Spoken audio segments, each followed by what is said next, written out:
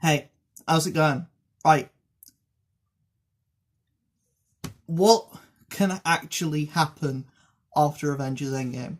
What are they going to do in the MCU after Avengers Endgame? Secret Wars.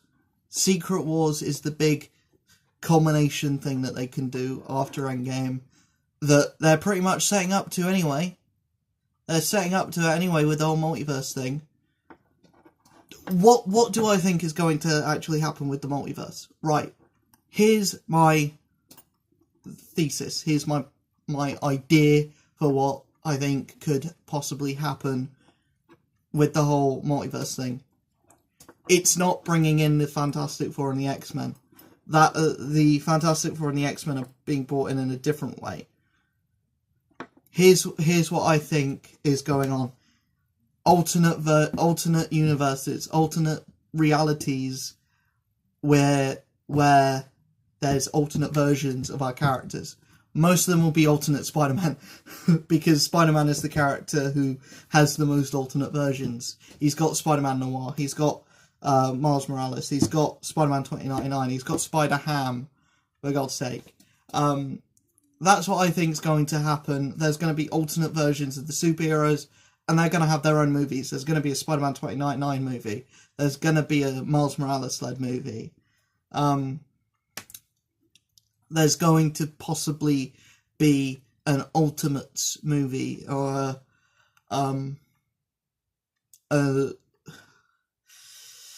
like alternate Avengers, or like even a 1602 movie. Could you imagine that, a 1602 movie? That would be cool. But yeah, that's what I see happening. Where they're leading towards with this whole multiverse thing.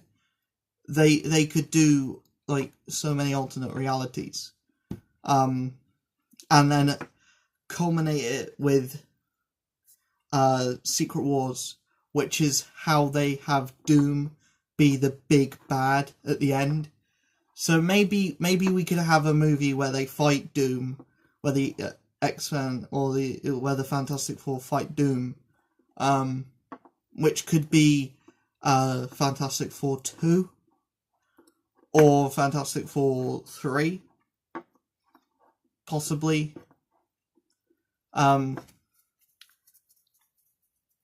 So how I think they'll introduce the Fantastic Four is they probably went into space in the 60s, after Captain America, but before the Apollo 13. So they're the preliminary test for space travel, and they go into space and they never come back down until the start of their movie, and whatever year that is released. And they come down and they see all these superheroes, and they find out that they have powers. So they look at the world around them and say, we need to use our powers to help people, but also we need to discover what the hell's going on with the world. And Reed Richards basically opens a portal into the negative zone, bringing in Annihilus and the whole of the negative zone into the real world. So they have to fight that off in the first movie. Maybe in the second movie they find like a whole civilization of mole people, and they have to fight the Mole Man. And then in the third movie it's Doctor Doom. And then that leads into Secret Wars. That's my Fantastic Four trilogy over and done with. X-Men, I feel like they should have the characters appear in different ways. I don't know how they'll introduce Wolverine, but I want him to fight Hulk. I want his first appearance being a fight with Hulk.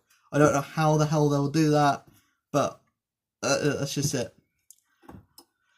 Guardians 3, I think, should introduce the idea of the Phoenix Force.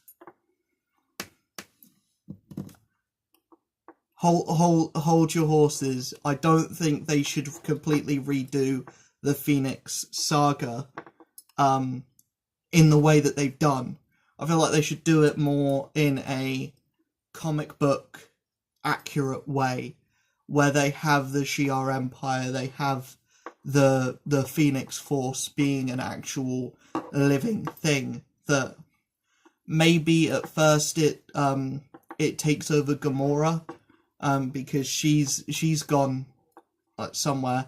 Maybe when they encounter Gamora, she has the Phoenix Force, so she basically just, goes crazy, tries to kill everyone, and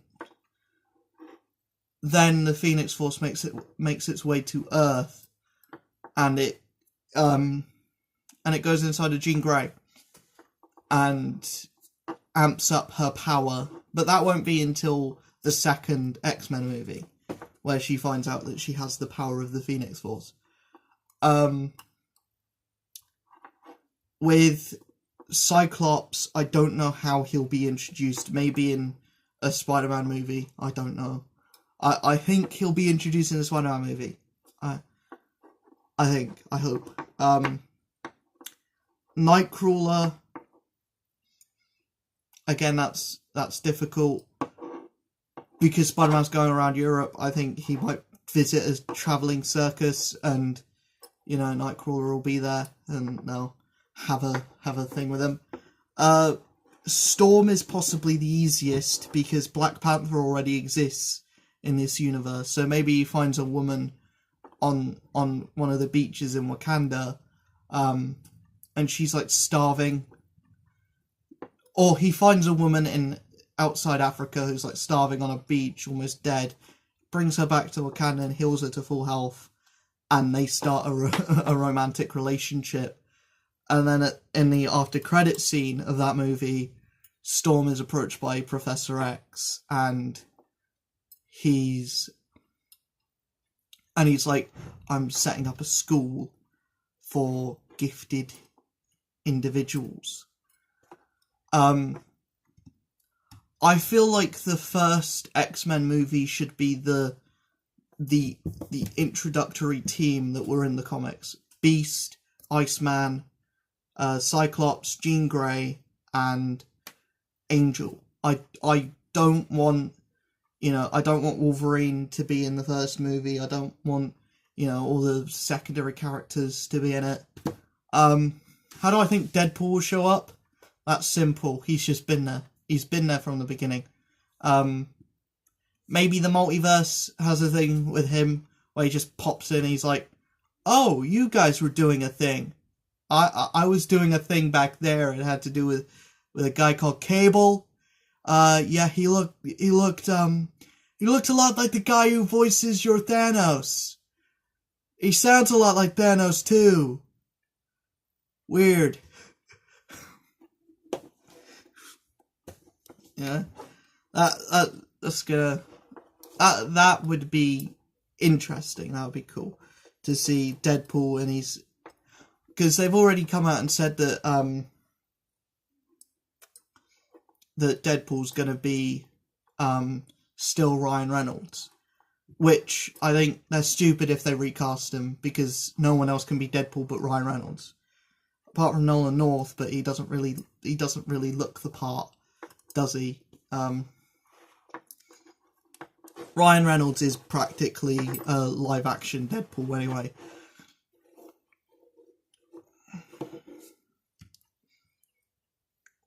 With Black Panther 2, I know pretty much they're setting up Namor.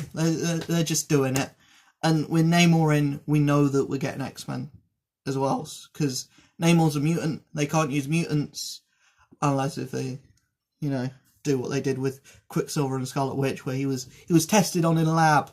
That's how he became a subterranean. That's how we can explain the Atlanteans as well. They were all tested on in a lab, and they all used the same thing to make them. But yeah, I think if they do go down Namor's route, then Black Panther 2 could be really, really, really bloody good. be a lot better than the first one anyway. They need to Winter Soldier the Black Panther though. The Black Panther trilogy. They need to have the sequel be a lot better than the first one, because the first one was still a decent film. As much as Captain America: The First Avenger was a decent film, I feel like the second one needs to be amazing. I feel like they should do the Thor 2 to Thor 3 to Thor Ragnarok transition, where it's like, no, this one's a bit average, this one's bloody amazing. Kind of. That's just me. If you think that Black Panther's amazing, then your opinion is respected. It's just I didn't really have as much fun with Black Panther as I did with a lot of other movies in the MCU. What do I think they're going to do with the Defenders? Because they've all been cancelled now. And I'd like to think that because these unnecessary shows are being made where Loki's going to be going around in historical periods, changing the course of history, and Sam and Bucky are going to be doing stuff, and Vision's going to have a show, and Spider-Man's having a show, even though he's got, a trilogy of movies, possibly more, where they're pretty much doing everything and putting everyone in them. I don't see the point in those shows. I don't understand why they're a thing. You have good shows on Netflix, but you cancel them so that you can give a show to this popular character that is popular in the films, but doesn't work for a show, because Vision has no storylines. Scarlet Witch has no storylines that you can translate into a show. Loki has no storylines you can translate into a show. Spider-Man's the only one that works, but he's already got the movies. So what's the point of making a show about him when he's already in the movies? You should have just kept your Defenders and Punisher and moved them onto Disney Plus. If you can't keep them on Netflix, just move them to another place.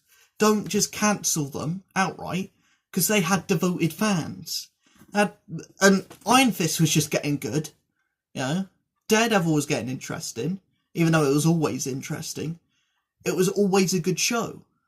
Jessica Jones needed that third season that would be absolutely amazing. Punisher was good all around.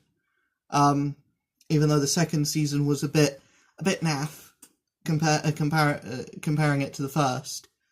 But yeah, I really just wish someone would do something with those Netflix shows, like renew them or something, because I'm gonna miss them, man. I'm gonna miss those shows, because that's why I got a Netflix subscription, so I could watch Daredevil.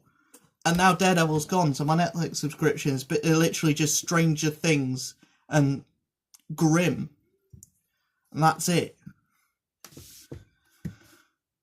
So anyway, that's my pretty much what I think, what I would want to see in the future of the MCU, essentially. Have any questions, any comments? Put them down in the comment section below. If you like this video, give it a thumbs up. If you don't like it, you know where to go. Subscribe if you like this kind of format. I'll see you guys in the next video. Usual links in the description below, including my Patreon link. If you want to donate some money to the channel, maybe possibly make it better. But yeah, see you guys in the next video. Peace.